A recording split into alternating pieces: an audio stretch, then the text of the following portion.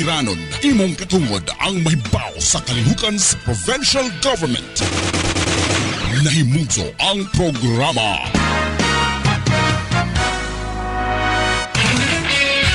Sibya sa probinsya. Aron mahibaw ka sa mga programa o kayuhan nga imong maangkon. Sibya sa probinsya. Inyong makauban si Aldrin Che.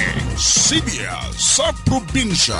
Matag adlawng Miyerkules sa alas 11 sa buntag hangtod sa alas 12 sa uto sa radyo natin FM.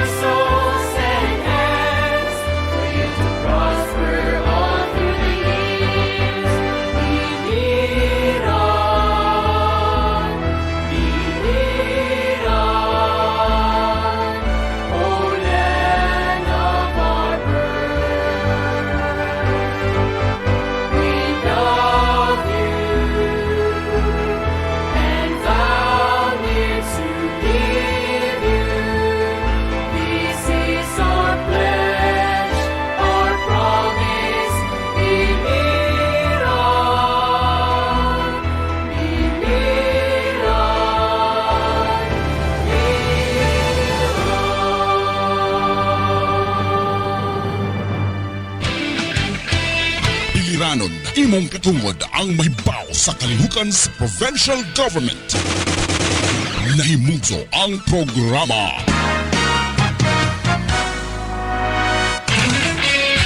Sibya sa probinsya. Aron mahibaw ka sa mga programa o kayuhan nga imong maangkon. Sibya sa probinsya. Inyong makauban si Aldrin Che. Sibya sa probinsya. Matag adlawng Miyerkules sa alas 11 sa buntag hangtod sa alas 12 sa uto sa radyo natin FM.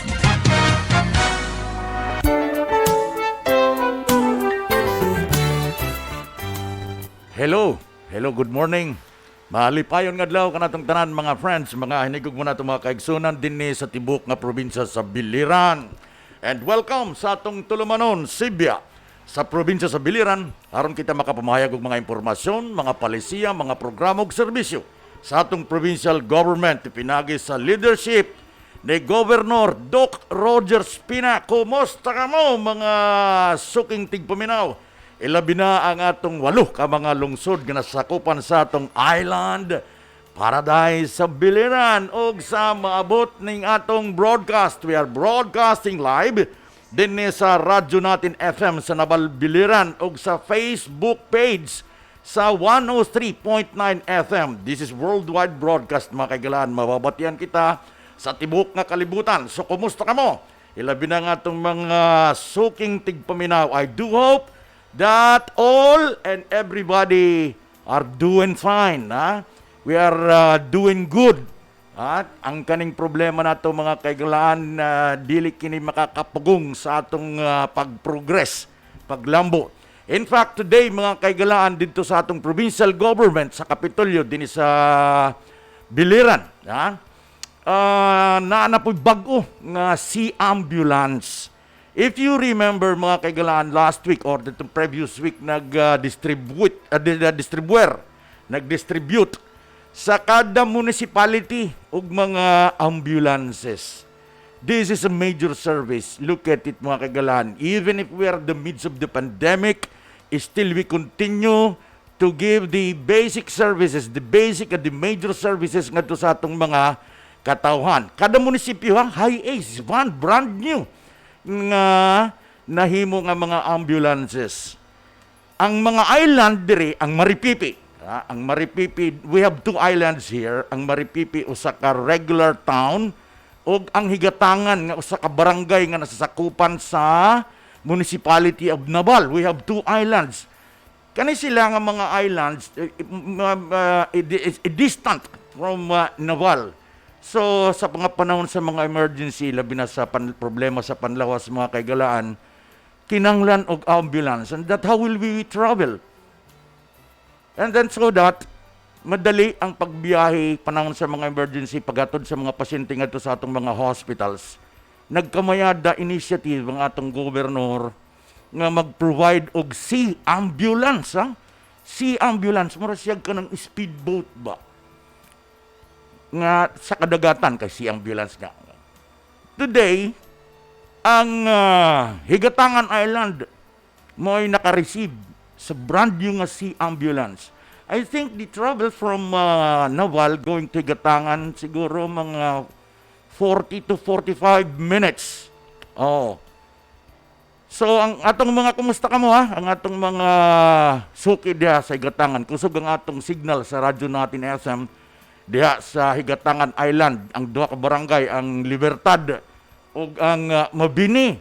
You are very fortunate. Swerte mo mga kaigalaan diha sa Higatangan nga naana mo i-deliver na ang inyong sea ambulance. Dili na mo kinanglan mabalaka pa sa panahon sa mga emergency na simba ko na mga anak, simba ko na na-disgrasya, simba ko palayo, madali na ang pag-transport from your island coming to the town of Naval nga nganha diya sa atong mga hospital.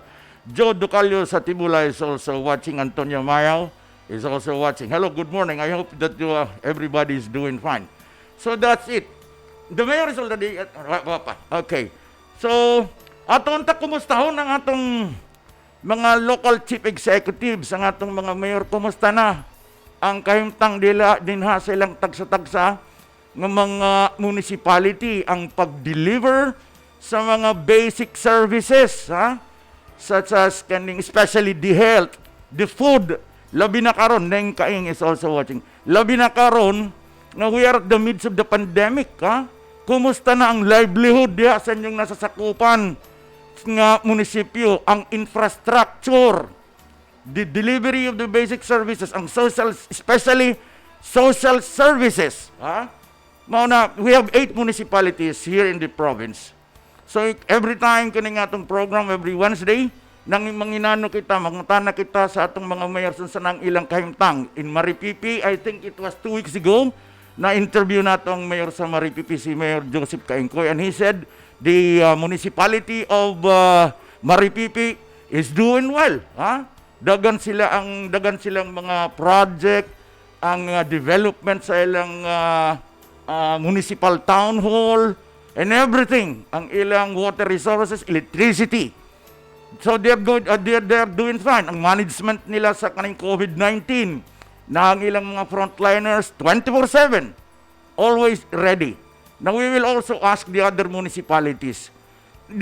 You know, ingon sila, masuka-suka naman kuno ng istorya nga COVID. No, we have to talk about this COVID. We will not ignore this for us to be aware. In fact, kagahapon nga ni may statement na gipagawa si Governor Roger Spina, kagahapon, August 17. It is because na din sa probinsya na Ayduha nga reported na naging positive sa Delta variant.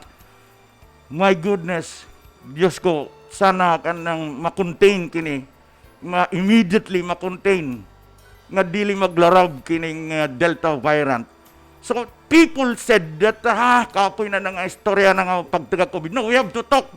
We have to discuss, we have to talk, and then so that magkakumiyada kita direct weapon nga makasagang kita labi na kining Delta variant in that they say na 3 times than the COVID-19 ang iyang transmission. If the COVID-19 can transmit 1:2 or 1:3, they said kaning Delta variant can transmit 1:5 or 6 or more.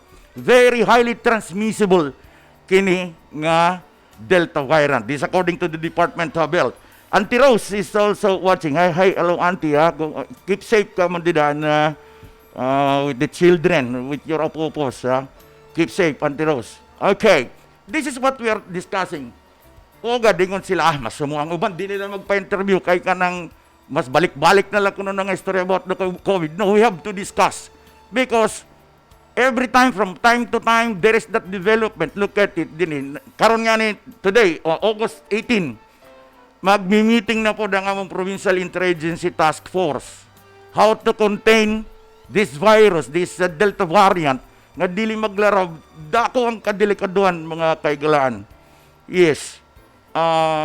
May mga sistema kita ngayon, new measures nga ikinanglan nga i-adopt din sa probinsya sa Biliran. Ang atong mga border areas, coastal areas, excuse me, papahigpitin pa nga dili makasulod kini nga Delta variant. Alright, that's it. May daga niya ako nakuha nga page. May daga ko nakuha nga page gikan kang statement ni Governor Roger Spina yesterday. Nagpapabala, we will not keep the information. We will reveal the information as honest as we can. But we cannot reveal the name of mga na-infected because there is that, anong tawagan ni kaning non-disclosure of names, the identity for their protection. Pero again, per report, natay duha din sa atong probinsya nga suspectedly being carrier of this Delta variant. All right. Can we contact maka-istorya makita din nga mayoran wala pa. We will try to establish. All right. Allow me to read the information which was released yesterday. As I've said, today, August 18, nagkukonvene ang atong Provincial Interagency Task Force to discuss. Okay. All right. It's okay. To discuss. Now, may mga tao ang appealing to people. Look at it. I'm just not going to mention name. They said, let's stop talking about COVID. Masok-asok ka na. No! We will still talk about this. If we will maging silent lang kita, how will the people know nga ang disease, ang virus na nadiyadya sa area? Kung imong kanang pog ng pag-istorya niya na, my goodness, you cannot do that. Especially if you're a mayor. If you're a mayor, have the information of what's happening in your municipality. Dili ka pwede ka lakan magpabungol-bungol ka lang, magkapabuta-buta ka lang. You do nothing. Especially in the delivering of the basic services at the midst of the pandemic. Nakaroon ang kalisod. Ang uban, huwag mga trabaho. Swerte pa nga nita din sa probinsya. kay kanang nagaandar pa ang atong ekonomiya. Dito nga ni in Luzon, especially in NCR. Alright, ang atong tekna, doon na nakita 15 minutos ang nakalaway sa alas 11, nagpaminaw lang gyapon kamo sa atong tulumanong Sibya sa probinsya sa Biliran. Maria Joanna Carion is also watching. Christine Abio is also watching. And worldwide, worldwide, we are broadcasting worldwide, mga kagalan. On the line is Mayor Grace Casil. Hello, Mayor. Good morning. Hi, good morning. Good morning. Hi mo, Aldrin. Maupay nga aga. Sorry for disturbing you. Mamarati, hanbugos sa probinsya. Salamat. Yes, oo. Opportunity nga imo akong natawagan. Yan, one of those para mabaro ang mga tao kung anong sitwasyon aton bungtuhan biliran. I know that you are very busy. Good morning. I know that you are very much busy, Mayor, giving the basic services to your constituents. Kumusta man diya sa lungsod sa Biliran, Mayor Grace? Aldrin, I'm sorry pero nagwawara-wara kasi ang signal. Hello. Can you hear me? Can you hear me? Can you hear me, Mayor? Hello? So far, didi peacefully, okay man ang amon bungto. At the same time, so far, so good. Waray kami yan I think waray kami yan na positive so far. Very good, very good. I think last month ago, we have like more or less mga 50 plus na positive and I was already worried. But, nagkaada kami diretsuhin meeting para syempre maundang ining nagpiktikadamo and positive, but then we really did try our best and after ito kaloy sa Diyos, puro man asymptomatic, and then right now peacefully, and I am very thankful na mamingaw niya na ito dito parte hiton mga iton aton kalabutan niya na iton COVID-19. Yes, did you receive the ambulance? Hello, Mayor. Yes, Aldrin, di ko. Yeah. Can you hear me? Mahina signal. Okay, you're coming in very clear. Nababatian tayo. You're very clear. Kanang na-receive ni mong ambulance? Ha? Did you receive the ambulance, Mayor? Di ba nag-distribute ang provincial government o kada munisipyo o ambulance? What about in your municipality? Do you have it already? The ambulance? Sorry, Aldrin, diri gud ako nabati. Diri I daw ko think kamuan tawag ha akon daw. Sige daw, testingi daw la. Oo, sige daw kaning ni Michael. Yes, kindly reestablish the line kang Mayor Grace Casil if she can hear me. Hello? Hindi daw dili daw diyan nadidinig ni Mayor Grace. But anyway, nakahatag na siya kaning nindota kanang we have to get informations from our mayors. Nindot kayo. Corazon Machete is also watching. Okay, meantime, mga kaigalan nga gi-establish pa ang linya ni Mayor Grace. Ito, the update COVID-19 update as of yesterday, August 17. Babasahan ko in Tagalog from the page kaning page. Ay, sandali. Baka nasa linya na. Alright. Kaya para mabatian na to. Alright. For a while, mga kaigalana, you are watching live sa atong broadcast. Titingwa diri sa atong technical side nga ma-establish na to ang line ni Mayor Grace Casil sa kaning municipality of Biliran. Earlier, she said wala na daw sila kunong problema in as far as the COVID-19. Kaya nga, we will just talk about the mga events and progress diya sa ilang kaning municipality. Okay, I do hope that Mayor can hear me. Hello, we will try it again. Hello, Mayor. Good morning again. Yeah, good morning again. Can you hear me? Salamat. Sorry kay malainit signal. Yeah, yan na, nakakabati ka na ako. Can you hear me? Nababatian mo na ako? Can you hear me? Nababatian pero diri klaro an imo Okay, sige. Diri ko na klaro. Ano ni? Okay, sandali ha. Di technical Joanna. Sige. Okay. Di ako maupay itak kabutang, but you know, an imo linya diri maupay. Okay. Ito yan, gini-establish na rin sa technical side. Gusto may baro kung ano nat kayong tangda sa Municipality of Biliran. Ang di sa Maripipi, ay last week na the mayor of Maripipi give us also information of what is happening in their municipality. And siguro sa susunod lot, after you, Mayor Grace Castle, we will also try to ask the other mayors, the mayor of Caibiran, the mayor of Kabukgayan. It's already your chance today, Mayor Grace Castle of Biliran, to share the information of what's happening in the municipality of Biliran. I'm asking you earlier, Mayor, if you can hear me, nadawat na ba ninyo ang ambulance? Wala pa rin.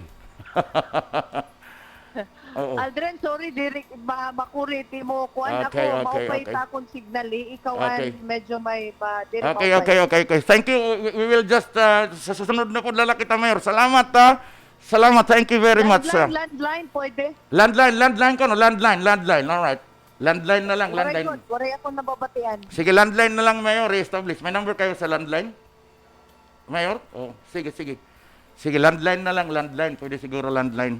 Alright. Meantime, mga kaigalaan, giko-contact pa nato si Mayor Grace. You know, ang problema nato sa linya. Okay. As I said, ito, Tagalog ito, ha? Tagalog na kaning unsay tawagan release from the Facebook page ni Governor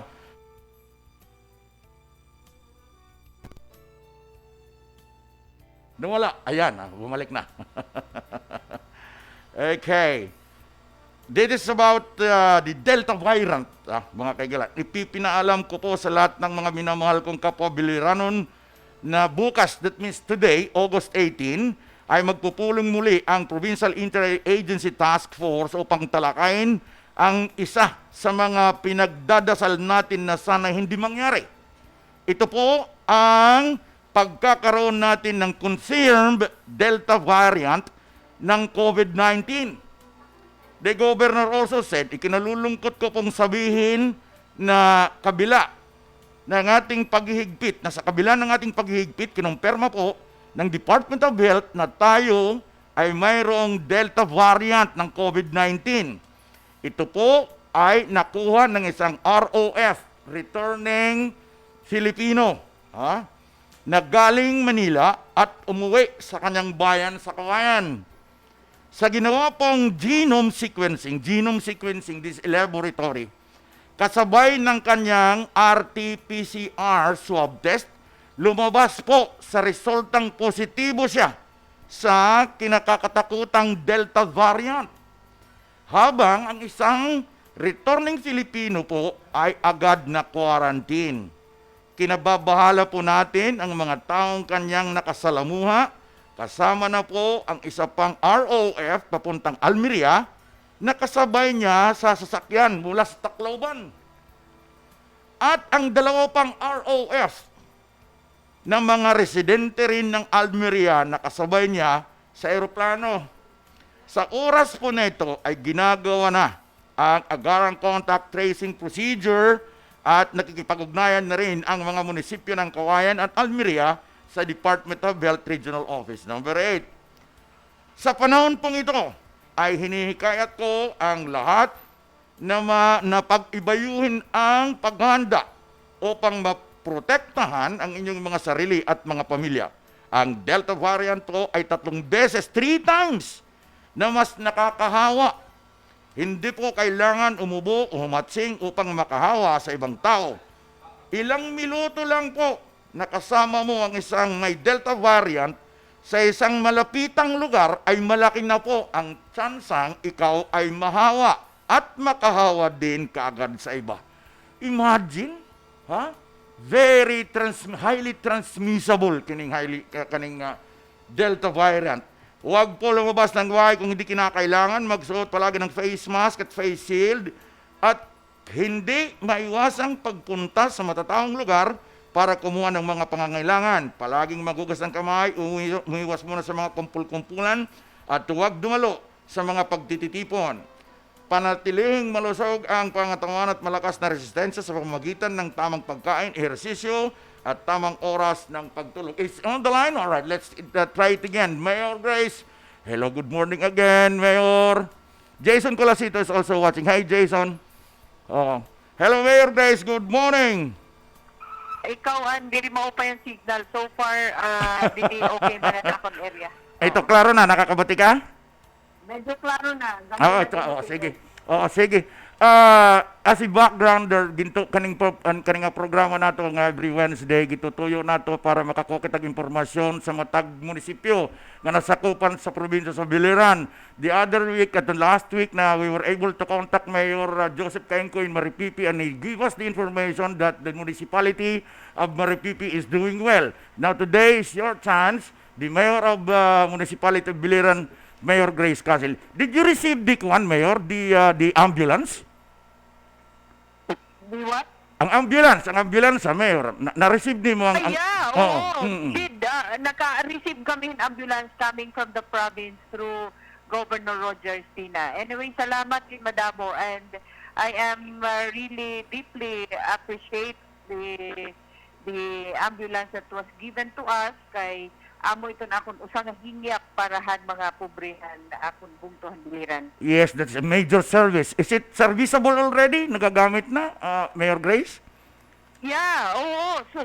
Sobra pa kagamit kay diri kaya. Although we have 2 ambulance and then the other one is coming from the province. Right now, we have 3 ambulance on our town. Pero as of now, gamit good kaupay and ambulance. Gamitan good. Okay, very good, very good. What about the delivery of the basic services in the midst of the pandemic, Mayor Grace, diya sa inyong sa Biliran? How many barangays, by the way, for the people para makabarulaan ng mga para pamati? Ang municipality of Biliran, pila ka barangay, Mayor Grace? We have 11 barangays only. 11. Kumusta man ang kahimtang karon we are at the midst of the pandemic, ang 11 ka mga barangay, Mayor? Well, so far so good. Okay kami na, mamingaw. So far wala kami na positive. Kaloy sa Diyos. Sana tama na. But pretty like I think last month we have like more or less 50 positive. So far yan na anakong pagpasalamat. It was just asymptomatic amon na isolate nga mga positive. Do not be complacent. So far yan na waray na. Mayor, dili kinahanglan magkumpiyansa because for your information, may release si Governor yesterday, August 17, confirming in the province of Biliran that we have nakasulod na ang Delta variant, duduha. So do not be complacent. Kinahanglan gyapon as usual, mag-observe sa minimum health standard, Mayor. Yeah, of course. Kaya ang mga tao, they're already aware of it nga kinahanglan magmatsyag, diri laanay kita magpurupurondok. We have to follow protocols like wearing a face mask every now and then, and also kung magawas ka magsulot in face shield, and always keep clean your iton imo lawas, maging malimpyo ka, and syempre kinahanglan mag-exercise sa yan nga panahon para dire ka matapnan dali-dali, but absolutely we are instructing all the people here in our town na magpabakuna na para dire kita maura-urahan if in case sinbakula ipahirayo lang ito. But mostly most of all is we have to pray para panalipdan kita ang Ginoo. That's the only thing that we can do. Kay kung imo na god oras waray ka mahimo, even without COVID, kung imo na oras god, waray ka nagatuan, kundi we have to pray. We have to pray hard. Nakumpleto na ba diya sa Biliran ang vaccination? Ang mga residents So din na? okay naman kami, Aldrin, but one thing, damo iton interesado nga magpabaksin. The problem is, kulang ang vaccine nga naabot. Alright. So in other words, dili pa kompleto tanan 100%. Wala pa makbisan ng 70% nga No, not yet. Not yet. It's just a matter of the vaccine lang. Pag-abot kung may available na vaccine, maabot gyapon nato ang target nga makuha natong 70%. Yeah, definitely. The people itself are very interested to be vaccinated, but the only problem is waray kita na abot pa nga vaccine. Haya na ha. Waiting ang mga tao. In fact, we have so many lists na nga gusto magpabakuna na. Damo na nag-interest nga magpabakuna. All right. Okay. Let's talk about the infrastructure project there sa munisipyo. How was it? The development of the municipality. We've heard that you have a good working relationship with the congressman, Mayor Grace. Yeah, as always, the congressman.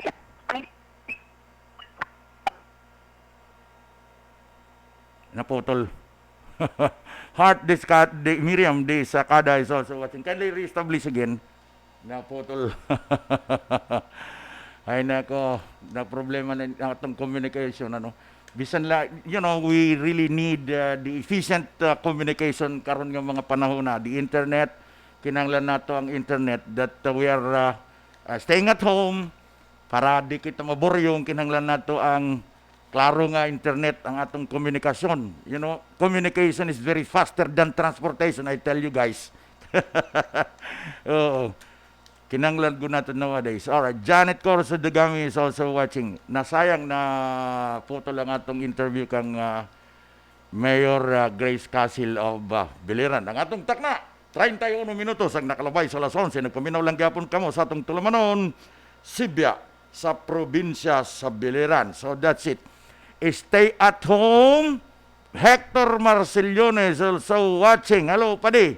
Muna ni ang atong discussion. We will not be silent about this. Ingon sila, masumo naman, bahala na lang di masumo. Basta ang importante lang, we have that information kaysa walang informasyon. No news is bad news. Ang walang balita is bad news. We have to get the information and then so that we will be aware of what is happening. This is not to scare. Dili kini kay pagpanghadlok sa mga tao. The importance of this, nga kinanglan may balo kita, ay, nakasulod naman di ay ng Delta variant din sa atong probinsya. Ingon sila, it's inevitable, dili daw kuno kalilikayan. No, pwede na ito malikayan. If we will just be strict to our very self, if we will just be strict to our protocol, pwede na ito malikayan. Do not say that this is inevitable, nga dili na kaning malilikayan. Pwede na ito kalikayan, pwede kita makascape niyan eh. Pero, lagi, by percentage, sabihin natin, alright, 90% talaga lisod good nga kaning mapugnan. But there is that, the chances nga pwede pa kita ma-perfect na to ang atong pag-defense niya ni. This is the reality. Alright, is he again on the line? Okay.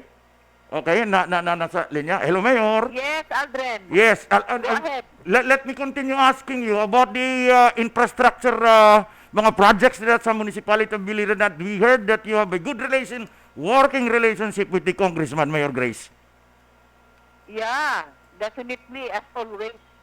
Since then, when I started to become a public servant, I have a good relationship with our congressman. Alright, can you tell us anong mga naipundahan ni Congressman diha sa munisipyo sa Biliran? So, hayan na, the congressman gave me like a farm-to-market road. At the same time, di na sila maihap na Aldrin. Damo kasi may nasan congressman project haakon. Okay, sige. Even our municipality, even our gymnasium, the wharf itself, the flood controls, and etc. Marami kasi. Di ko na lahat. So in other words, pag nag-reclassify, aangat ang municipality of Biliran. Anong class bang Biliran karon, Mayor Grace? We belong to first-class municipality. But, one thing that I am very thankful right now is that we have a good economy in our town. Baski magpunta ka rito, makikita mo taga everybody is having a business right now. Okay. How many months left na lang? Election is coming. Are you still willing to continue all your endeavors in the municipality of Biliran? Yeah, definitely. If given a chance, why not? Yes. What about the farmers? How are the condition? I know that Biliran na daghan ang mga mag-uuma. Kumusta ang ilang kondisyon in as far as the farmers and the agriculture is concerned? The farmers? Yes, ma'am. Yes, ma'am. Okay, nawala na po. Alright. Thank you na lang. Thank you very much. Nawawala. Sa marinig eh. Yan. Thank you na lang, Mayor. Thank you very much. And then next time, magkukuha na lang kita sa susunod. I-fix na lang na mo equipment diri. Makadala na ko yung station. Alright, next time. Sunod Oh, na sige. panahon. Thank you, Mayor. Ingat ka. Thank you very much. Thank Ingat, you. keep safe. Ingat. Thank you very much. Okay. Likewise, thank you. God bless. God bless. Okay, si Mayor Grace Casil. Lisod na nga itong komunikasyon. Alright, mga kaigalanan, nagibasa na naman ako ang kaning kuan. May problema lagi kita sa komunikasyon. Okay, we do hope, mga kaigalaan, na maging mabinungahon ang Provincial Interagency Task Force today, ang ilang meeting, kung unsaon nila technically, the preparation nga deal makontain kini nga kaning Delta variant nga nakasulod din sa atong probinsya sa Biliran. Sa mga nangungutana nga nung paiba-iba man ang kaning mga executive order nga gid-release sa atong probinsya, that is all but natural. Of course, dili man permanente ang kahimtang sa atong panahon. Ang kaso sa COVID usahay mo igbaw, usahay mo ubos. So from time to time, there are changes. May mga kabaguhan. Example, this week, this is the development. Mag-i-issue bago nga executive order. Week after, this week, iba na po ang kahimtang. So magpo-focus na po ang atong interagency. Magbabago na po ang mga protocols. But meantime, ang basic minimum health protocols, as always, remains. Nagkakaiba-iba lang ang mga reglamento, mga patakaran. The same as in Manila, usahay ang ilang classification na himo nga enhanced community, GCQ, general community, mga ganon-ganon ba. Depende sa sitwasyon sa kahimtang sa kaso sa kaning sa COVID. Na depende, dili permanente ang mga executive orders na release. Executive order sa mayor, executive order sa province. Depende. So that's it. Karon na pod lagi, magulat na pod kita basig may bago na pod nga release si governor local executive order in as far as this Delta variant is concerned, how to contain this. Because this is not a joke. Kaning problema ni nabalaka nga ni kita sa COVID-19. Much more na itong Delta variant that the medical expert says that 3 times na very transmissible compared to the COVID-19. Ang COVID-19, if it can transmit 1:4, 1:3, ingon na, this Delta variant, they said, ang very highly contagious ito, that it can, pwede ni makatakod 1:8. If you remember the chicken fox, pag ang chicken fox nakasulod sa panimalay, dili mawala ang chicken fox, kundi maubos ang tanan ng membro sa panimalay, ingon ana ka highly contagious ang Delta variant. So, this is it. Karon ang atong mga authorities, health authorities are at the watch. Unsaon pagkaning contain ni ani nga variant. Dili lang ani pod kaning Delta, may dapat pang mga Lambda or what ano sana dida nga mga. So that's it. Let's all be careful mga kaigalan. Sayang, I have to continue discussing with you, mga kaigalang. Problema lang na, tawagan natin ako sa, yes. Can we call Riza Villascas, ang may tungkol sa dengue alert? Kanina pod ni, usapod ni nga problema, kaning dengue, usapan ni, dili gyapon kini ka kumpiyansahan, dugay nagyapon kini nga kaning disease, ang dengue. Alright, kay today August na, August, September, panahon na po kaning sa mga ting-ulan. Alright, can we contact Riza Vallescas sa atong Public Health Office? Unsa ang preparation? Because we will not do the preparation sa panahon na sa tag-ulan. Samtang karon nga ting init pa, we have the preparation. All right. Is in the line already? Okay, si Ma'am Riza Valyascas. Hello, ma'am. Good morning. Good morning, sir. Yes, I was discussing about the dengue alert because sa meantime na ating init, napay init, di pagod masyadong ating ulan, kinanglan may mga preparation na kita. What's the preparation na in your office in as far as dengue alert is concerned, Ma'am Riza?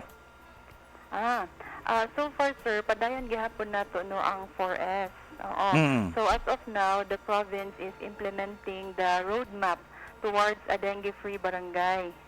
So ang kada barangay giawhag or kanang gi-obliga sila nga magkaada og search and destroy team for the governance part, and then for the regulation kasi 5 pillars ito, sir. So Mm-mm. for the regulation dapat meron silang ordinance on dengue, and sa financial na part is meron silang budget allocation for health. Kasama na doon yung dengue program. And then for the service delivery part, yun na yung monthly na larval survey at search and clean up drive doon sa barangay. Oo.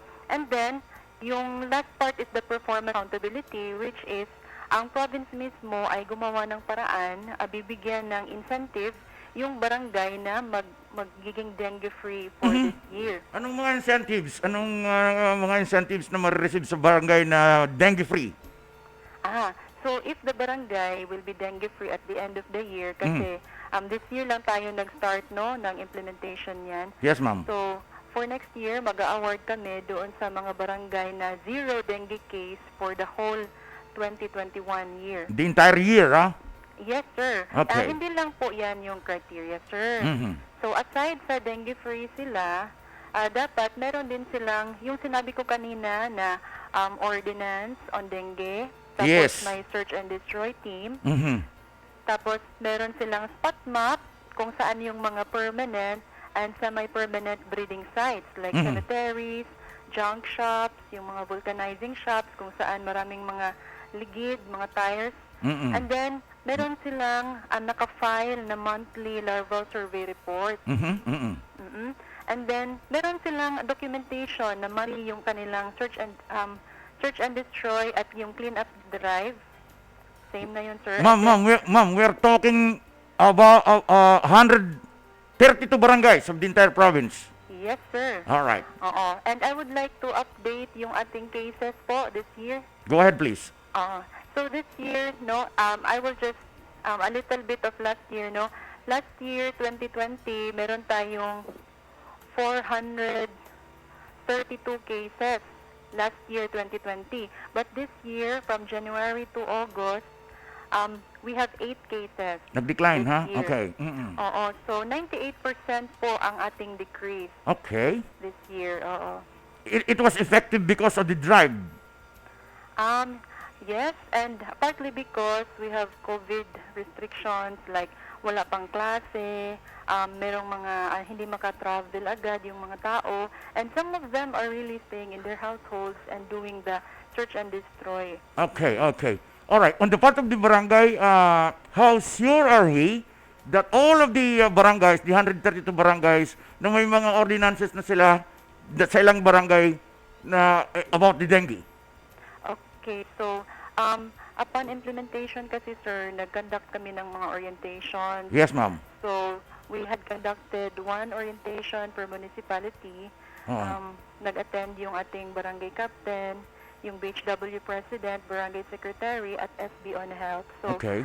they were informed of all of this na kailangan nilang i-comply. Or if they cannot comply, walang incentive. Of course, sir. Kasi for the longest time, we have lots of barangays na continue sila na walang dengue case. Oo, pero hindi sila nabibigyan ng recognition. So, at this time, yung province, gusto namin na ma-boost yung moral ng ating mga barangays, no? At ma-motivate din yung iba na mag-achieve talaga ng dengue-free status. Okay, oo. Sa projection ninyo, nila sa health office, na it's not only, is it true, it's not only during rainy days na dengue exists, it Yes, can also sir. exist even in dry time? Yes, sir. According to our regional office doon sa DOH, Kasi yung dengue whole year round na siya. Kasi hindi na siya for rainy season lang. Kasi sa mga dry season, marami sa atin dito yung nag-iigib ng tubig. Nag-imbak So, may mga kailangan containers. takpan talaga pag mag-igib ng tubig. Oo. Some of our barangays don't even have a continuous flow of water like Karay-Karay. Oo. Palagi silang nagkukulangan ng water. Dito sa amo. Yun, oo. So, kailangan if magsalod ng tubig, takpan talaga para hindi maitlugan ng lamok. Yes, kanang mga containers, mga guma, botelya. Yes, oo. Oh. Or even inside the house, may mga anong tawag ni, mga biray, unsa pa na dilen Okay. sinima So, na. ang mga dark places naman, Oo. mga dark places, mga behind the curtains, under the bed, in the closet, yung mga dark places, doon yan paborito ng lamok na magtago. Yung resting place nila, gusto nila madilim. Kaya if marami tayong ganyan sa bahay, madidilim na lugar, so preferably yung mga mosquito, doon sila gusto na magstay. Oo. If someone else has of that symptom, ano bang symptom ng dengue? High fever? Yes, 2 to 7 days na fever. And then viral kasi siya, sir. So, mga 1 week, mga 7 days until 10 days, mahuhupa din yan kasi self-limiting lang naman ang virus. Ang importante is pagdating ng yung mga tunga-tunga, sir, mga pagdating ng 4th day kasi mag-start na yan na parang nawala na yung fever. Pero pala, ano siya, yung pinaka-critical na phase. Kasi ubos na ang platelet, us-us na. So, yun. Pero after pila ka days, magbalik naman siya. And the 8th day, from the first day of fever, mabalik na po na siya og saka because that is the normal course of illness ng dengue virus. So, sabi ng iba, dahil doon sa mga herbal na ininom nila, pero normal talaga yan, sir, na pagka-abot ng 8th day, magbabalik na pagsaka yung platelet. Oo. What is important, dapat dalhon ko down to the nearest clinic or the nearest hospital. Yes. Our constant advocacy is 2 days fever pa lang, ipa-check up na. Kasi we have dengue rapid test kits available sa ating mga health center. Yes. Mas mainam na ma-check agad if dengue ba yung dahilan ng kanilang fever. Yes. Kasi pag dengue po yan, pas-pas na mag-dehydrate yung patient. Yes. Kasi lahat ng water niya sa blood vessels lalabas doon sa interstitial space. Also, kaya magkakaroon siya ng low volume ng water sa katawan. Kaya kasagaran nga mamatay sa dengue is because of dehydration. Kaya if ang bata is magsuka, na siya symptoms nga pagsuka pagyud, then dili siya ganahan mo kaon, magsigira og katog, mas maayo nga ma-dextrose na lang gyud siya. Okay. Before pa nga mag-collapse ang iyang ugat, kay kung collapse na ang ugat, dehydrated na, lisod na tauran og dextrose. Yes, ma'am. Alright. Inside the 2 days, meantime nga di pa travel ang pasyente, say, for example, ang patient from nga sa mga remote barangay. Yes. What are your recommendations nga ipapa-intake sa patient? Meantime nga to pa dito sa balay. Sa inside the first 2 days. Okay. To prevent dehydration, ato lang pasigihon og kana ang fluid intake niya, i-make sure nato nga maayos. So, painon og sabaw, sabaw, and then pwede pud ang buko juice, kanang ang oresol. So, the best gyud nato nga kuan is ang oresol. Pag sinabing oresol, ano ang composition niyan? Let us kindly educate us. Pag sinabing oresol, anong buot pasabutan na Ma'am Riza? Oresol, meron siyang mga electrolytes, sir. Ihalo yan sa water. Tapos, babalik yung ating mga electrolytes na nawala, no? Sang nagkuan kita, na dehydrate. Okay. Pero if tuwa siya sa remote area, walay oresol nga mapangayo, lahi siya sa health center, pwede siyang gumawa ng homemade oresol. Okay. Anong mixture ng oresol, homemade oresol? So, 1 liter of clean water, Okay. and then 6 teaspoons of sugar, Pila ka 1/2 spoon? teaspoon of salt. Say it again, ma'am. Sugar, table tea or tablespoon? Tablespoon, oo. O sa katsara? 6 tablespoon of sugar Okay. and 1 teaspoon of salt. Okay. Asin og kaning asukal. Yes, I-mix oo. sa clean water. Oo, 1 liter. 1 liter. All right. Yes, sir, oo. Oo. So, just to maintain, no, the hydration of the patient. Mhm, If ever man, sir, na mo prefer jud sila mo hatag og kanang mga tawa-tawa or papaya, Mhm. ikuan lang nila kanang wala man mi nagkuan ana no nga ingon nga ayaw gyud kay ang amo lang is wala pa man gyud na siya kanang eksakto nga clinical investigation. Kanang mga Pero tawa-tawa. Okay. if ang bata is pagpainom niya sa herbal is magsuka naman pud noon siya sa mot, ayaw na lang gyud pag ihatag kay the more siya nga ma-dehydrate. Dehydrate. All right. Para pa-maintain lang hydration, ang Orisol lang pinaka-effective, ano? While going to the hospital. All right. And some of our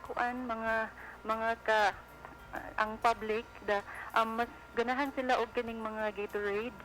Oo, actually ang DOH kanang nagkuan jud siya kanang nag-discourage siya aning ang mga energy drinks kay taas sila og osmolality, so basig ma-over na pud noon ang pasyente, labi na kay kasagaran magka-dengue is mga bata. So basig ma-over na pud noon sa mga electrolytes, so makasama na lugod. Okay. Oo.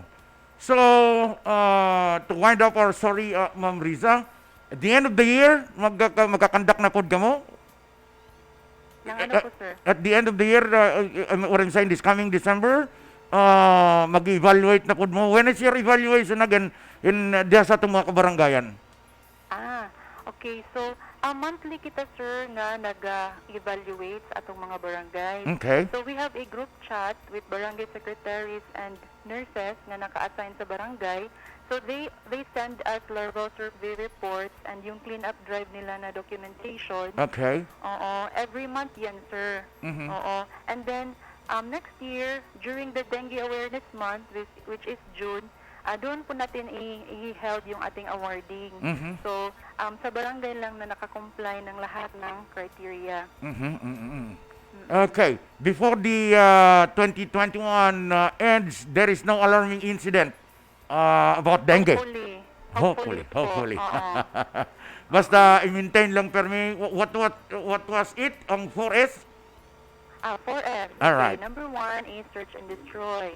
So, tanan nga inyong makitaan nga pwede maitlogan sa lamok, ato na siyang ikulob or itakpan or butasan or lagyan ng lupa kung dili pwede nga buslutan. And then, for the self-protection, so, if na-dengue case sa inyong barangay or sa lugar nga inyong adtuan, mag-apply na lang mudaan og insect repellent. Or if wala insect repellent, mag-long sleeve and long pants. Pero long-term po nga gamit sa insect repellent, dili po Di maayo. encourage kay May irritants. Out man gihapon na siya sa ma-absorb na sa atong panit. So, kana lang kung naay ka ng mugawas, no? And then kanang adto mo sa mga malalamok na lugar. So mao lang na siya, sir. And then for the sick early consultation, 2 days fever, ato nang ipa-check. Okay. Nanubra ang atong RDT karon, ang atong dengue rapid test tungod kay low ang atong cases. So it's okay lang na mag-expire ang atong dengue rapid test basta walay kasong. Walay dengue cases.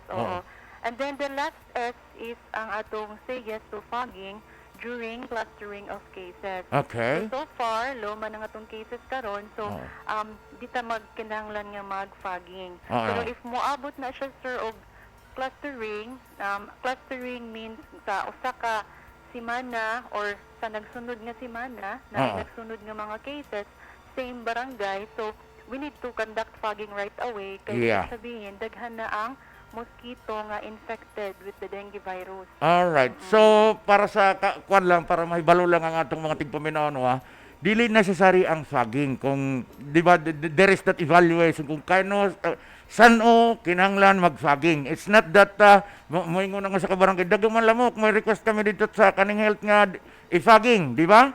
Ma'am Riza?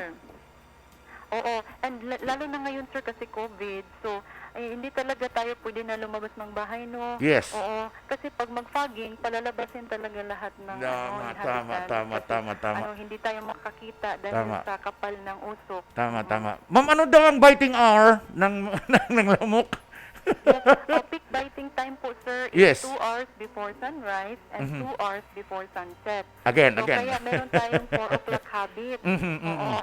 Kasi peak biting time po yan ng lamok. Ano ba yun? Again, say it again, Ma'am Riza. Ang biting time? 2 oras 2 hours? bago mag-sunrise at Okay. 2 oras bago mag-sundown. Okay, yan yung daghan ng mga naminaw diya sa mga kabaranggayan na.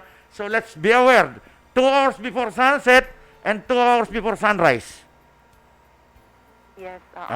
Okay, oo. Okay, ma'am. Thank you very much, ma'am. Naka-importante pang reminder, ma'am, may i-share sa atong mga listeners, Ma'am Riza. Yes, sir. Di ba, kung kita sa balay, manglimpyo man ta, maminaw man ta, no, Yes. and destroy. Pero kung ang atong silingan, mula po, kasi ang flight range ng ating mosquito is 1.5 meters. Mhm. So, 1.5 meter radius from your house, kung naa ka dihay stagnant water, ang imong silingan, Oo. ang sa gawas ng inyong kuan, wall, Oo. inyong pader. Oo. So, pwede gihapon ang lamok mo ngadto sa inyo ha, kay mangita man gyud na siya og Ay, apon. see. Oo. Mo nagiingon nga, lamok mo. Yes, oo. Muna siya nga, barangay level jud ang pagkuan, pag Oo. tinabangay nga mag-search and destroy. Search and destroy. Ang means Let of us destroying, all help our barangays nga mag-dengue free. the means of destroying, is it advisable nga kanang sunugo ng mga basura, mga hugaw, or what? Actually, sir, kaning pagsunog-sunog no sa mga basura, mga dried leaves, mula man na siya chemicals nga pareho sa fogging. So, ang lamok ana mo kuan mo lupad lang mo pahawa, pero kung wala nay aso, mo balik ra pud na kay dili man siya mamatay ato nga aso. So, unsay Wala pinaka-effective man in siya destroying, Ma'am Riza?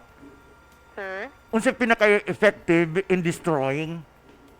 in destroying the mosquito? Yes, ma'am. Ningon sila kanang pwede magamit og mga pananglitan na ay kaning tubig na stagnant water nga naay mga kiti-kiti. Ingon sila effective daw buhusan og kaning mga used oil. Is it true? Kasi sir, ang used oil mo kuan man gyud na siya, mo pundo siya sa igbaw. Okay. So maglisod ang lamok og pangitlog kung naay oil sa igbaw. I see. Pero dili gyapon siya sir sustainable kay what if it rains or Okay. kanang mayabo man gihapon na siya pohon o Oo. dili pod siya hygienic, no. Oo. So mas maayo na lang gyud nga kuan. Iyabo. Maintain na to nga ang labi na atong mga drainages. Oo. Ma-maintain siya nga dili clogged. Oo. Chlorine gyud siya. Oo.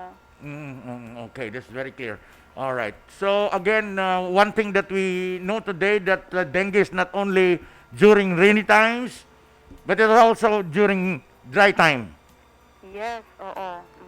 Okay. And sir, basig abi nila og human na sila nagka-dengue. Oo, madili na. Dili na sila maotruhan. Oo. So, I would just like to emphasize nga there are 4 types of dengue virus. So, sa tibuok kinabuhi sa tawo, pwede nga 4 ka beses siya nga magkaada og dengue. Wow, And 4 the more times, na ha? mo balik-balik ang dengue, the more siya nga mahimo nga severe. Oo. Di good kumpiyansahan, Di good kumpiyansahan. Okay. Ma'am, thank you very much, Ma'am Riza, for Thank you, sharing your thank you information, also, ma'am. sir. Oo. Keep safe. Mabuhay ka, ma'am. Ma'am Riza Vallescas. Po, kayo din sir, thank you. Bye-bye. Alright, mga kaigalan, si Ma'am Riza Vallescas sa Dengue Alert. Orson Manco Ramirez is also watching. Hello, bro. Good morning. Rina Acevedo Velasquez, my classmate in elementary. How are you, Rina? Keep safe. Kumusta mo? Are you in Tacloban? Tacloban ba gayapon ka mo, Rina? Alright. Kumusta ka mo, Rafi? Keep safe. Alright, mga kaigalan, si Riza Vallescas, nag-share ka na to og informasyon sa Dengue Alert. Ang dengue di ay, it's not only sa panahon sa ting-ulan. Pwede gyapon sa ting-init ang dengue. May biting time ang lamok 2 hours before sunrise, tapos 2 hours before sunset sa hapon. That's mga timing, mga oras nga tingpak sa kaning lamok. And ingon pa ni Ma'am Riza, it is not nga na dengue ka na, nga di ka na matatakdan. Pwede ka pa matakdan until 4 times. Until 4 times. primero, hasta nga po, kay kaduhay katulong nagtitika severe. So, delikado, mga kaigalaan. Dili kita kinanglan magkumpiyansa, atubang pa kita sa problema sa karing COVID, diya na po ganing line na po nga variant, na po ng dengue. Diya kan lang, this is the matter of discipline ang kinanglanon na to, mga kaigalaan, that so that we can protect our very selves.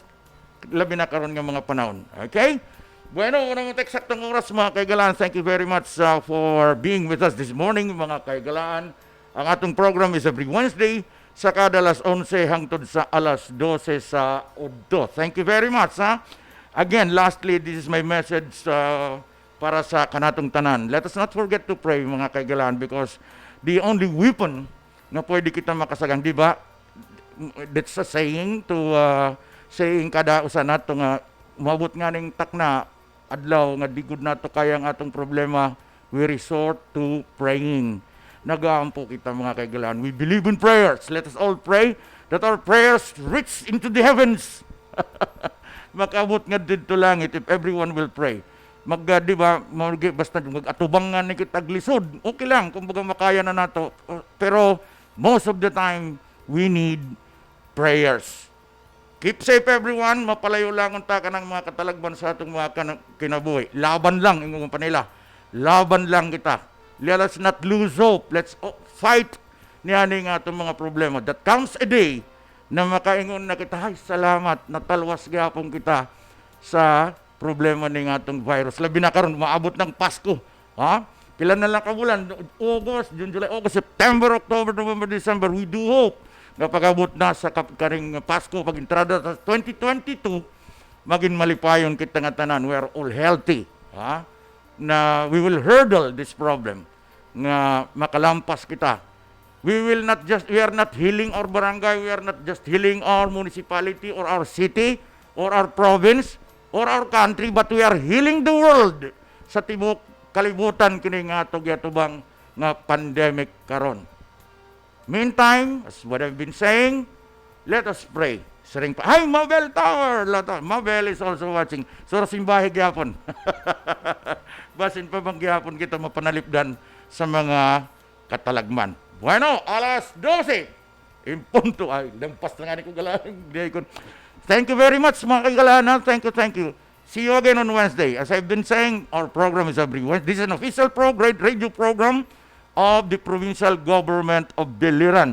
Sa ngalan sa atong Provincial Tourism and Information Office, ug sa ngalan ni Governor Doc Roger Spina, kini si Aldrin J.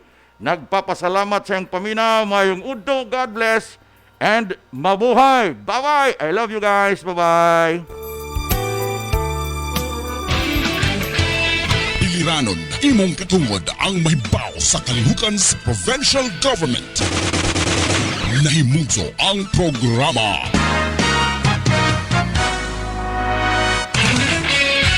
Sibya sa probinsya. Aron mahibaw ka sa mga programa o kayuhan nga imong maangkon. Sibya sa probinsya. Inyong kauban si Aldrin Cheng. Sibya sa probinsya. Matag adlawng Miyerkules sa alas 11 sa buntag hangtod sa alas 12 sa uto sa radyo natin FM.